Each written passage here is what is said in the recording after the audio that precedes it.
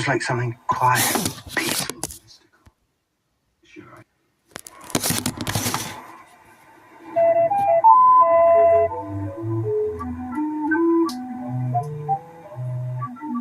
I imagine my troubles first started that day I went around looking for your Gracie. Found her there in the laundromat, trying to pick up some other Duffer. I was going to pick up any that I can.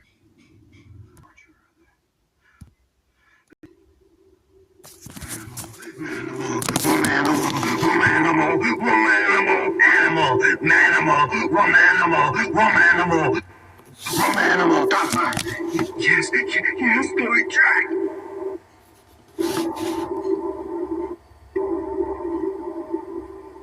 You'd say that what Louis Jack liked best was her loving nicety. You can... Strawberry jelly's my favorite.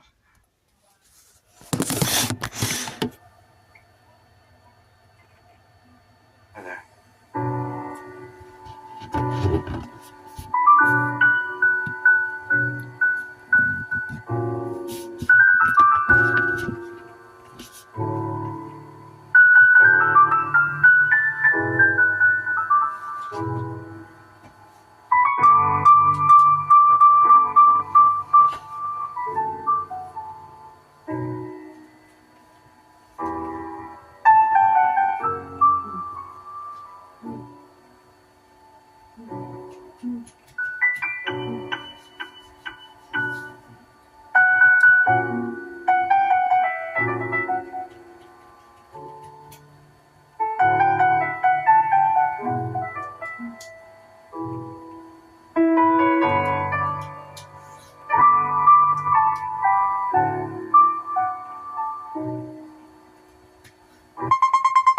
There was this monkey on a stick that your Gracie had, and when I piled into her, she'd started. The idea was that the monkey should get to the bottom before I was finished.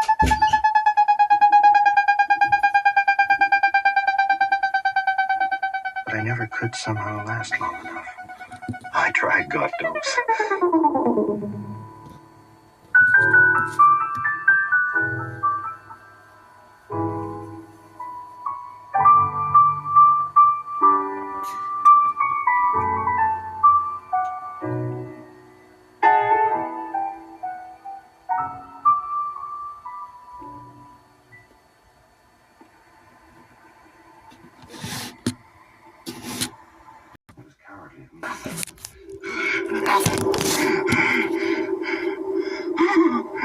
Nothing.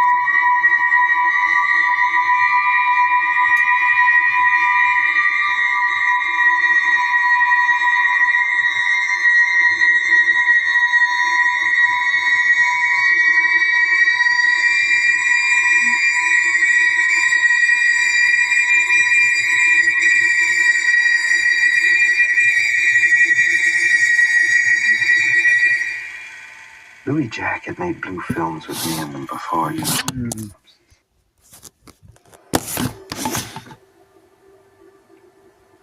But life with Louis Jack sometimes went quiet.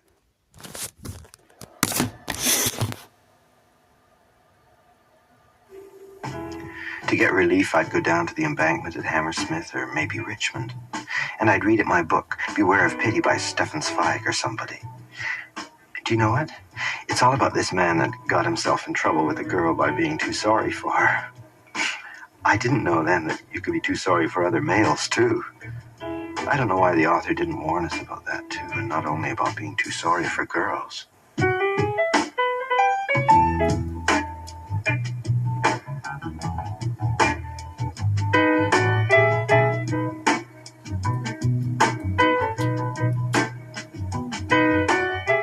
There were all kinds of people around that seemed to have problems and troubles and didn't get along if they were together. And if they were alone, they just seemed dead or lonely. So lonely they maybe could die.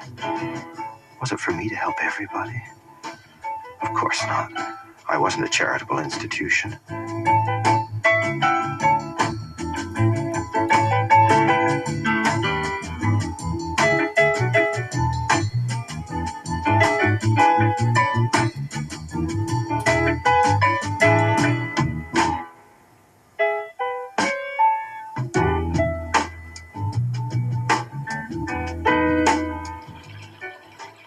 Gee whiz, when you think of all the grotty things. Even though Louis Jack was really... Why do you remember that?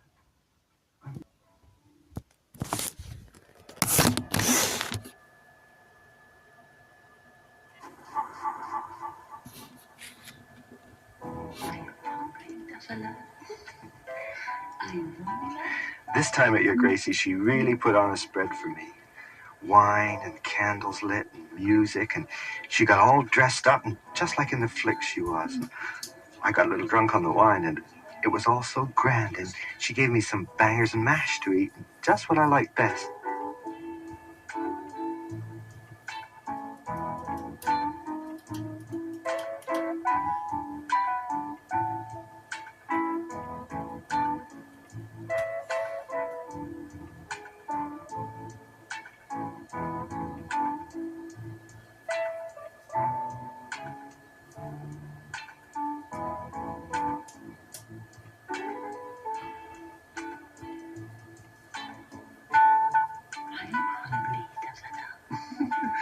Are you hungry?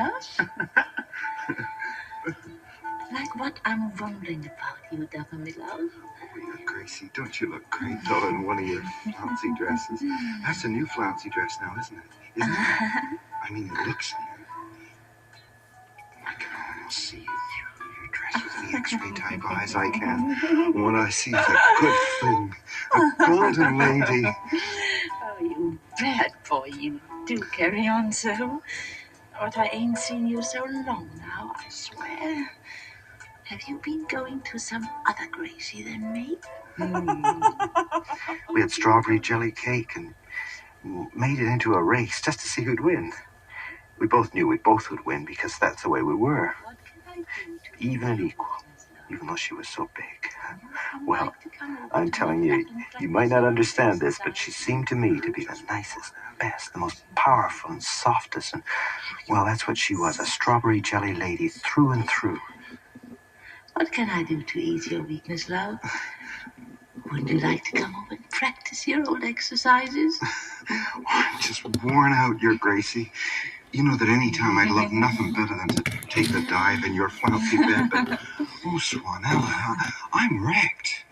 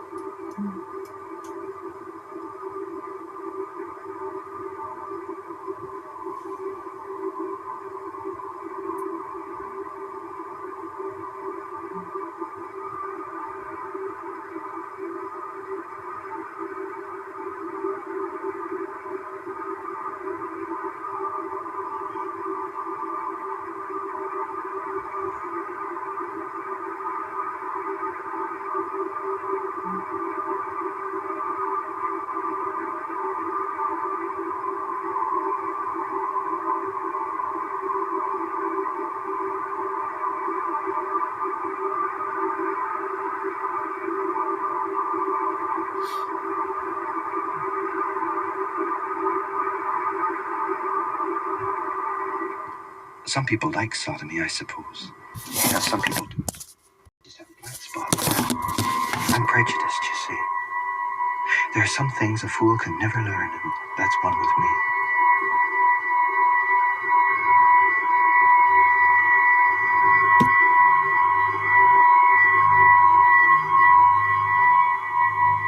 But you know, it's funny how even with a thing like that, you get some good out of it. Take me, for instance. It helped me to understand your Gracie in a way. Not, of course, her enjoyment of me, but I felt afterwards and even during that your Gracie was in my place in a way, though not exactly. I just thought of all the hours, days, months, and years when this wasn't happening to me, and I was thankful to God, to the world, and to Louis Jack for not having had me all the time, and making me sick and all, and upsetting me till I was a nervous wreck. So I thought then, maybe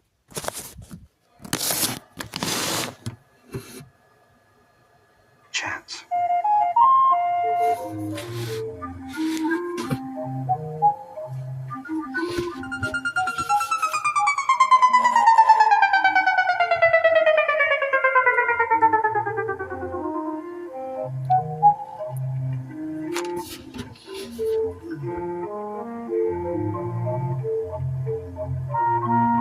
I restored my manhood all right, but did I?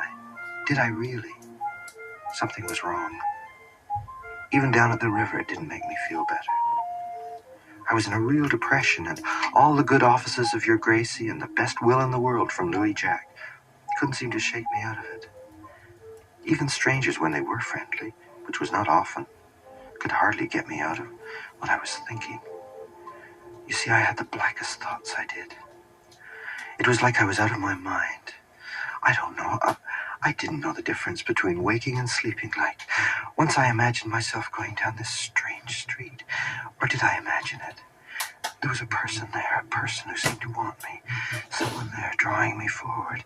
I had to go to him. But who was he? And I could hear that funny song in the distance. What did it mean? Where was I? Who was I?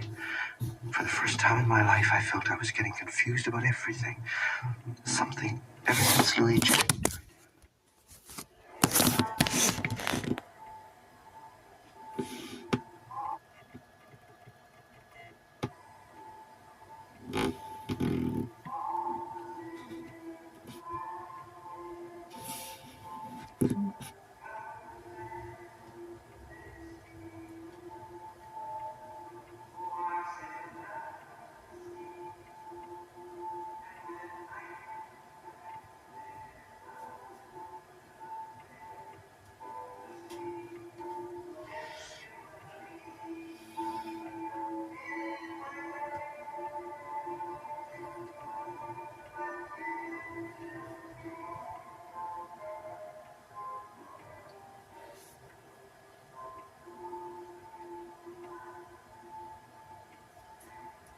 I'm worried.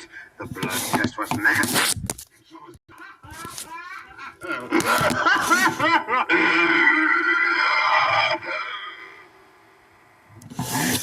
I was beginning to get fatter.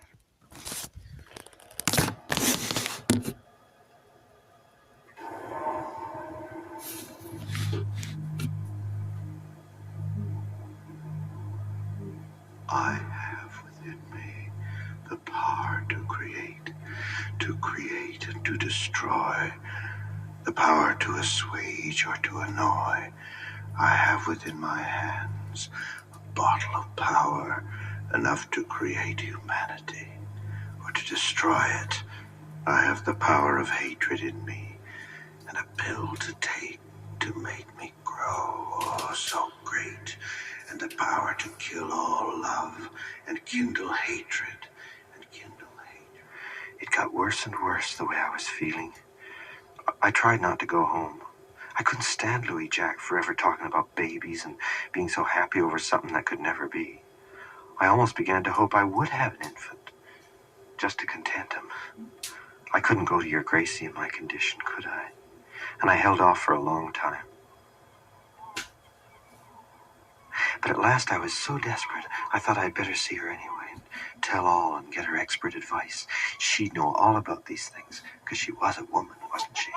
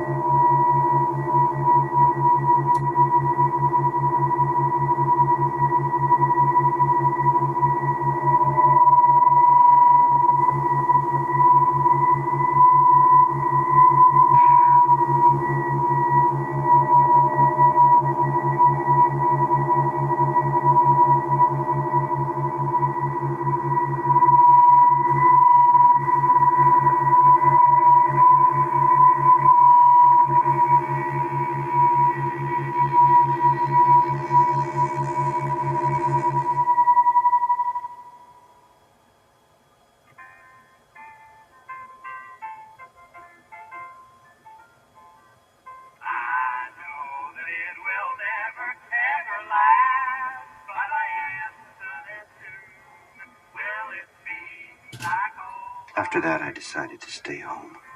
I wouldn't go out anymore. Ever. Not till there was a change. And the longer I stayed home, the more I felt that what Louis Jack said about me, that I was really going to drop an infant, I began to feel that it probably was true.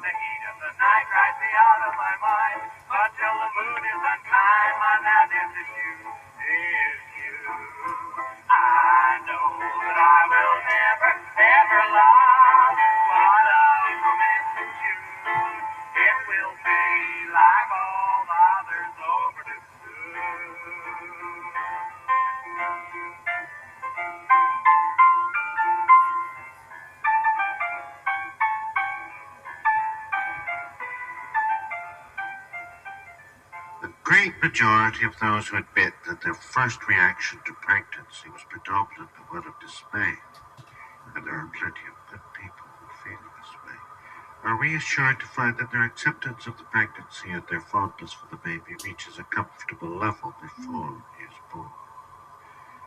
But even when the anticipation is all that could be desired, there's often a letdown for the inexperienced mother when the baby actually arrives. She expects to recognize it immediately as her own flesh and blood, to respond to him with an overwhelming rush of paternal feeling. But in many cases, this doesn't happen the first day or even the first week. Instead, it is a gradual process that isn't complete until she has been home with him for a little while.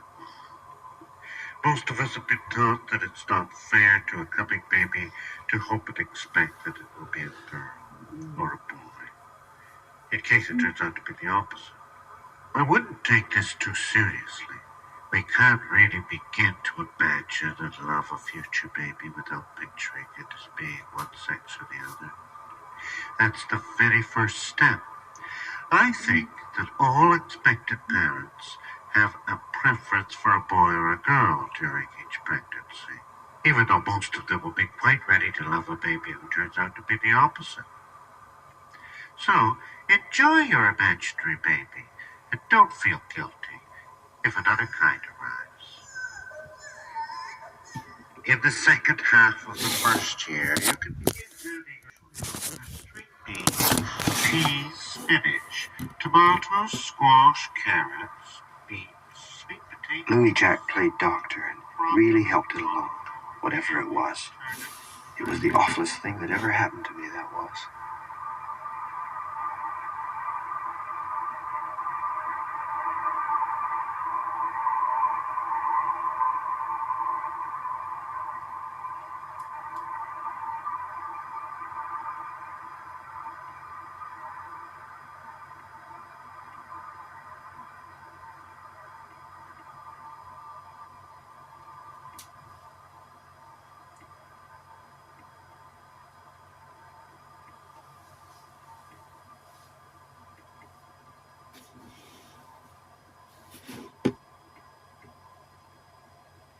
Louis Jack was upset because there was no baby. There was nothing. The baby was a phantom. It just came and went at the same time. He was heartbroken. Babies, if you were a man or a boy. Well, Louis Jack was unhappy, but I was so happy I had to be selfish. So I got out first thing and I ran down to the river at Richmond, I did. Was life a breeze now? I'd never worry again. Never. Or so I thought.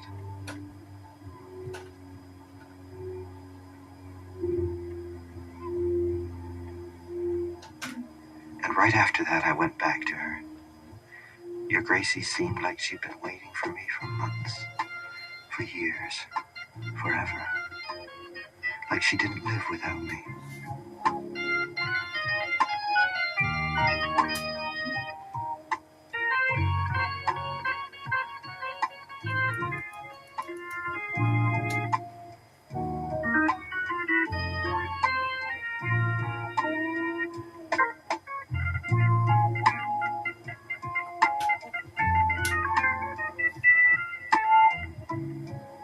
She was changed, but I didn't care. I just wanted her again. And she was good to me, just like always. And with no questions asked about all the months I hadn't been around.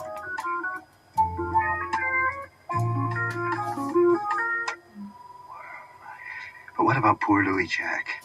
He was really in the dumps. I kept away as much as possible, but I had to go back to him sometimes, didn't I?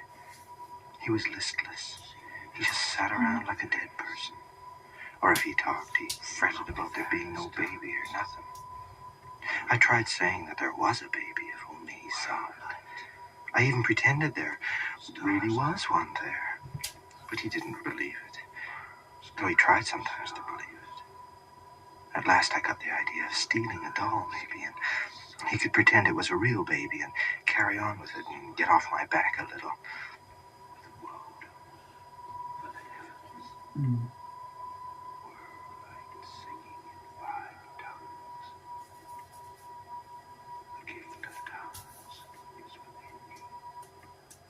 So when I saw this little girl going along with her pram, I thought I could just run up and take it, and she'd probably get over it. This is where I might have made my mistake. You see, was it a little girl with a doll in her pram? Or was it a lady with a real baby? I never could know for sure. Though when I took it, I would have swore that it was a little girl, only with a toy doll, not a real lady with a real infant.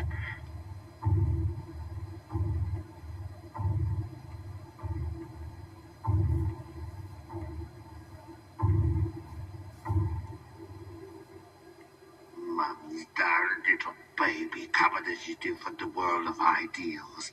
Ideals, pure beauty, beauty, truth. Darling truth, honey lambkins, you won't go potty. The beautiful little baby goes potty. Lamb, darling, breathe a little, darling. Mommy Dewey checks, darling. Give daddy or mummy your no squawking now, baby kids. If you're not a little baby, you'll jackal you. Until the time when he stopped crying.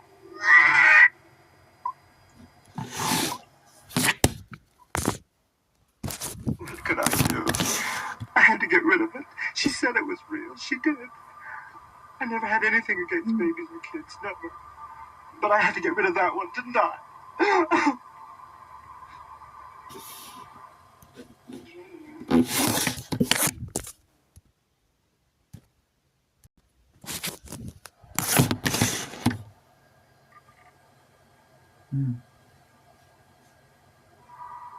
But you can't run forever. When I got back to Louis Jack, he was in a dead sleep. I didn't know what he would say about the baby being gone.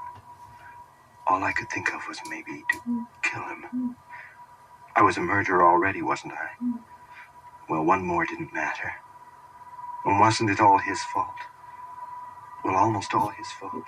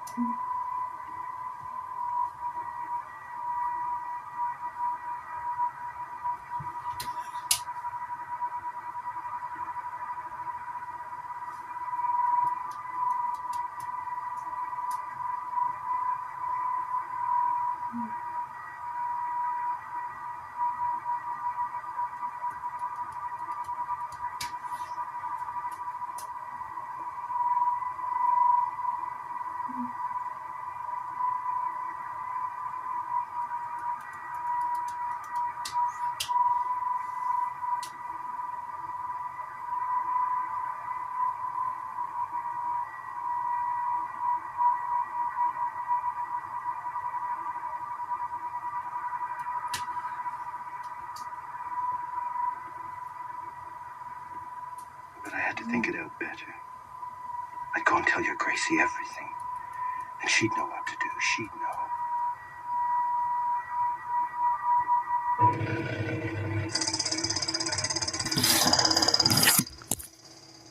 I knew it.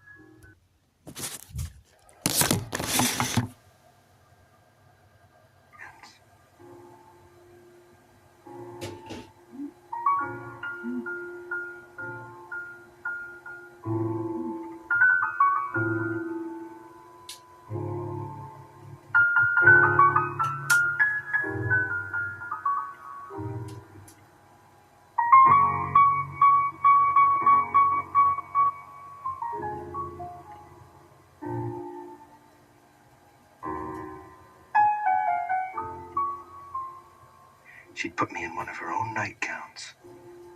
She had me bedded down. She was going to manage everything. Everything. Forever.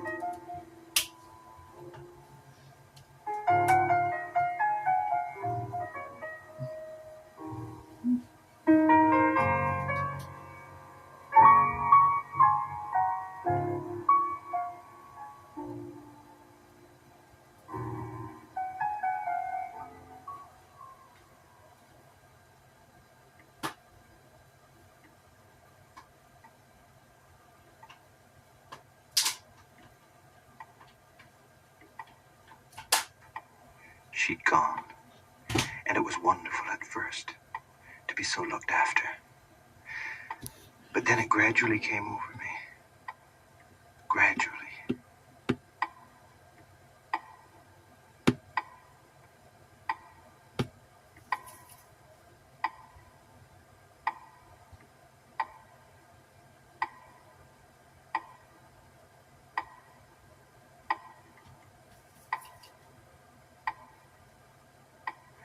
I had done wrong. I shouldn't have told her it was wrong. I shouldn't have been there. She's baby, you know.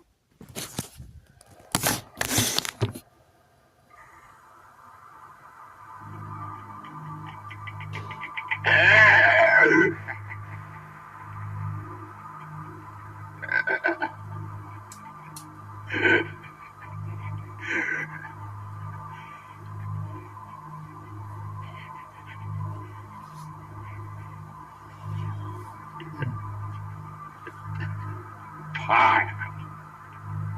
It's just a fire. Female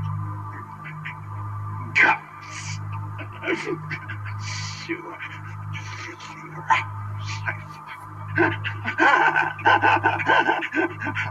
Nothing. Nothing. I can have it. You thought you could get him from me. You thought you could get him from me. No woman could ever get him away from me. Ever.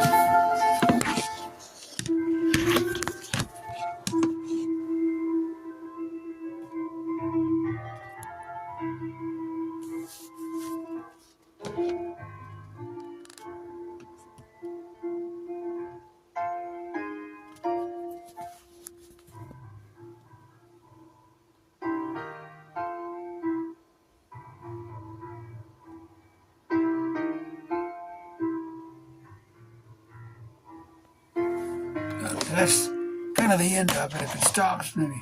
Kind of waiting for it to stop before I turn it off.